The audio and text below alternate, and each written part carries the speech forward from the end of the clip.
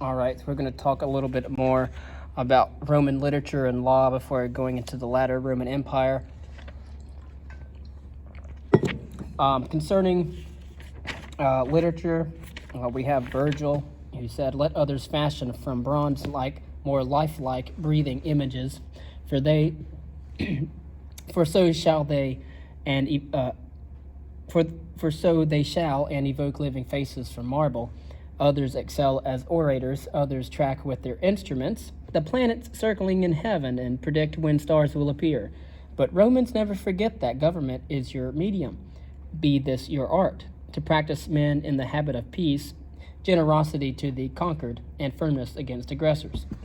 As Virgil expressed that, ruling was Rome's gift. Concerning Roman art, the Romans were also dependent on the Greeks for artistic inspiration. The Romans developed a taste for Greek statues, which they placed not only in public buildings but also in their private houses.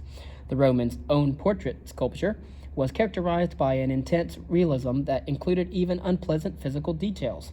Wall paintings and frescoes in the homes of the rich realistically depicted landscapes, portraits, and scenes from mythological stories. The Romans excelled in architecture as well, a highly practical art. Although they continued to adapt Greek styles and made use of colonnades and rectangular structures, the Romans were also innovative. They made considerable use of curvilinear forms, the arc, the vault, and the dome. The Romans were also the first people in antiquity to use concrete on a massive scale. They constructed huge buildings, public baths, such as those at Caracalla, and amphitheaters capable of seating 50,000 spectators. These large buildings were made possible by Roman engineering. These same skills were put to use in constructing roads, aqueducts, and bridges. A network of 50,000 miles of roads again linked all parts of the empire, and in the city of Rome, almost a dozen aqueducts kept the population of 1 million supplied with water. Concerning Roman law, one of Rome's chief gifts to the Mediterranean world of its day and to later generations was its system of law. Rome's first code of laws was the 12 Tables of 450 BCE, but that was designed for a simple farming society, and it then proved inadequate for later needs. So the 12 Tables, the Romans developed a system of civil law that applied to all Roman citizens from the 12 Tables. As Rome expanded, problems arose between citizens and non-citizens, and also among non-citizen residents of the empire. Although some of the rules of civil law could be used in these cases, special rules were often needed.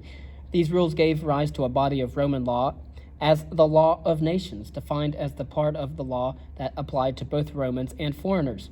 Under the influence of Stoicism, the Romans came to identify their law of nations with natural law, which is a set of universal laws based on reason. This enabled them to establish standards of justice that applied to all people. These standards of justice included principles that we would immediately recognize today. A person was regarded as innocent until proved otherwise. People accused of wrongdoing were allowed to defend themselves before a judge. A judge, in turn, was expected to weigh the evidence carefully in the balances before arriving at a decision.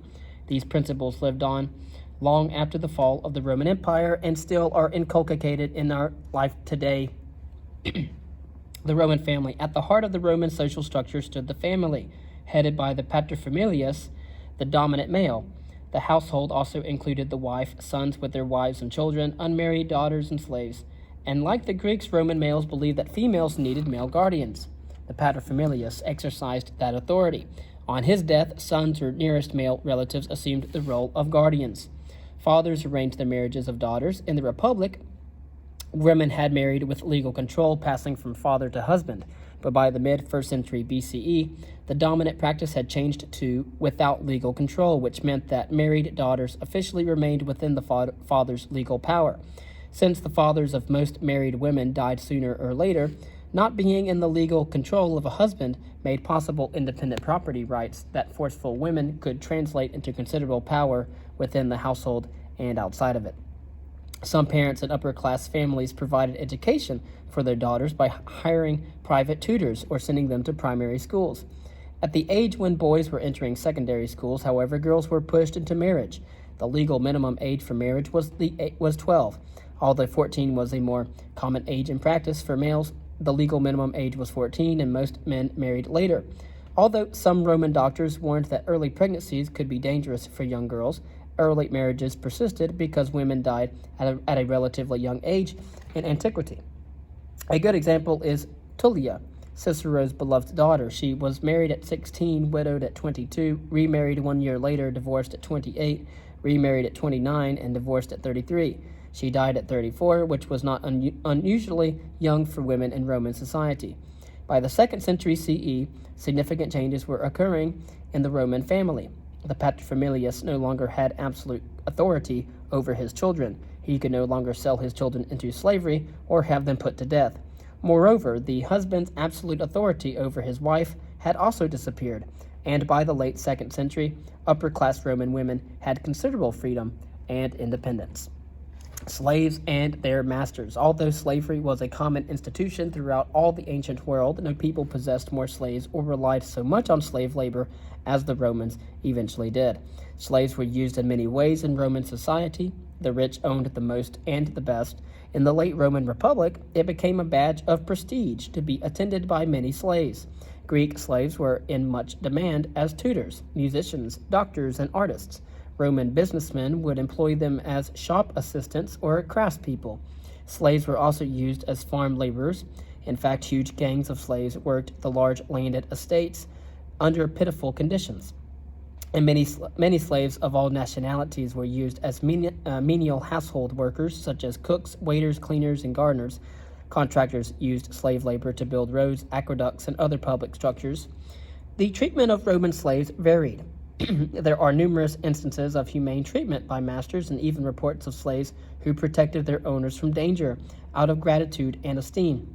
But slaves were also subject to severe punishments, torture, abuse, and hard labor that drove some to run away, despite stringent laws against aiding in a runaway slave. Some slaves revolted against their owners and even murdered them, causing some Romans to live in unspoken fear of their slaves.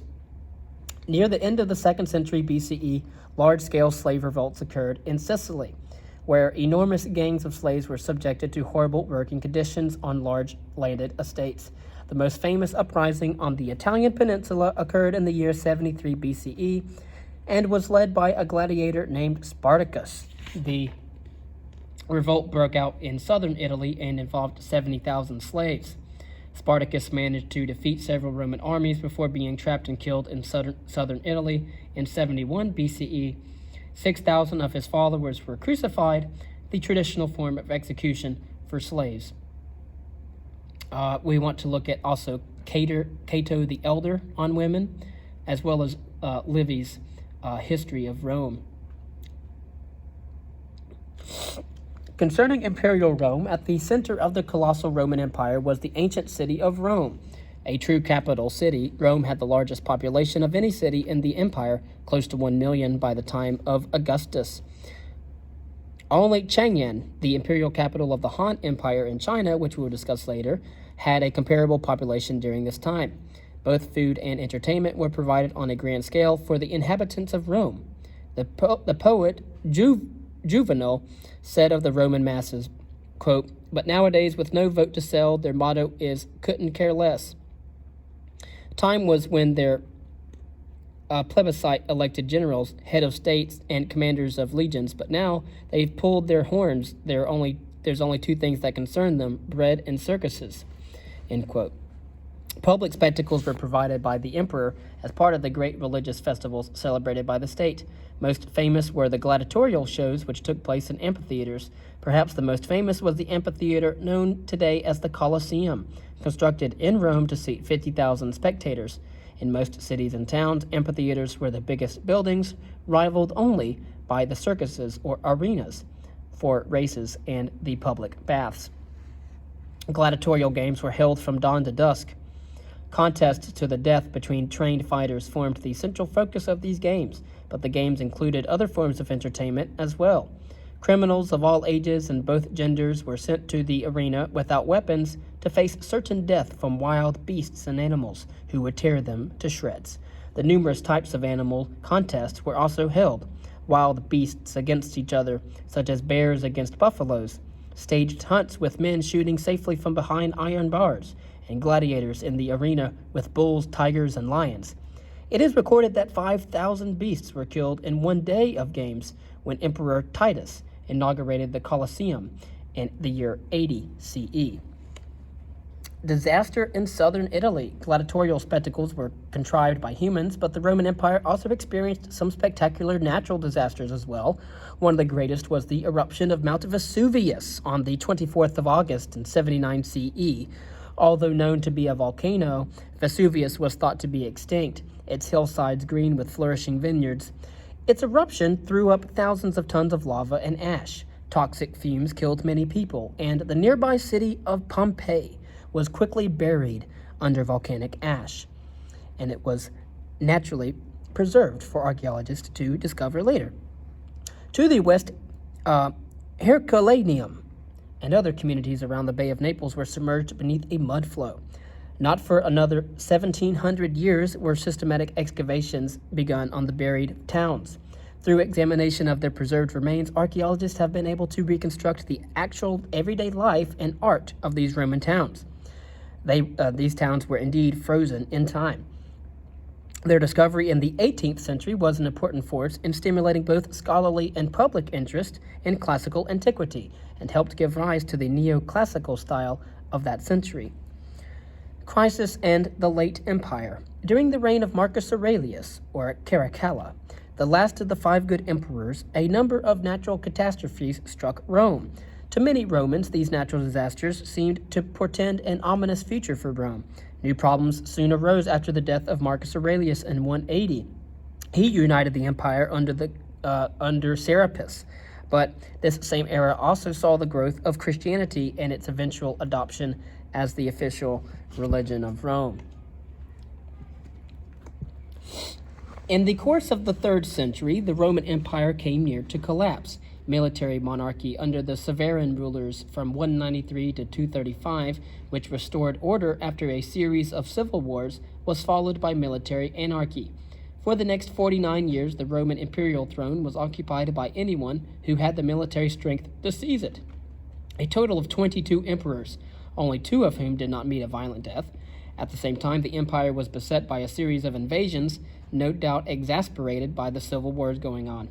In the east, the Sassanid Persians made inroads into the Roman territory.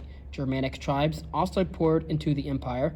Not until the end of the 3rd century were most of the boundaries restored. Invasions, civil wars, and plague came close to causing an economic collapse of the Roman Empire in the 3rd century.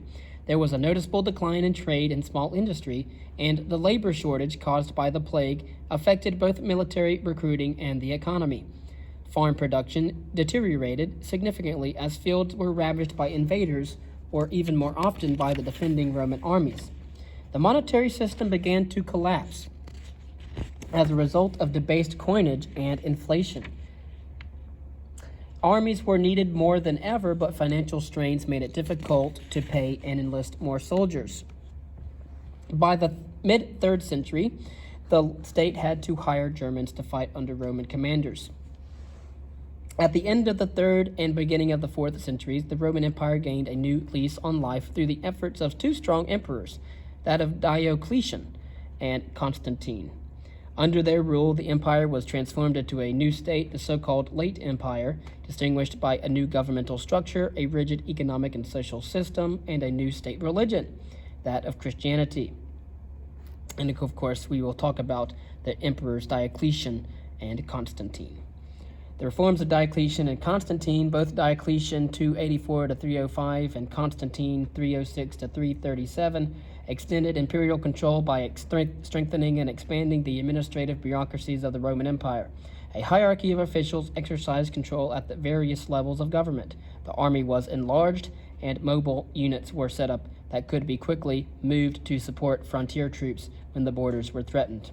Constantine's biggest project was the construction of a new capital city in the east, on the site of the Greek city of Byzantium, on the shores of the Bosphorus.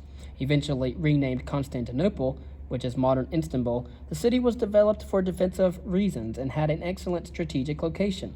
Calling this city his New Rome, Constantine endowed the city with a forum, large palaces, and a vast amphitheater. The political and military reforms of Diocletian and Constantine also greatly increased two institutions, the army and the civil service, that drained most of the public funds. Though more revenues were needed to pay for the army and the bureaucracy, the population was not growing, so the tax base could not be expanded. To ensure the tax base and to keep the empire going despite the shortage of labor, the emperors issued edicts that forced people to remain in their designated vocations. Basic jobs, such as baker or shipper, became hereditary. The fortunes of free tenant farmers also declined as well. Soon they found themselves bound to the land by large landowners who took advantage of depressed agricultural conditions to enlarge their landed estates. In the next video, we will discuss the end of the Western Empire and what caused the fall of the Western Roman Empire, as well as a brief talk on the origins of Christianity.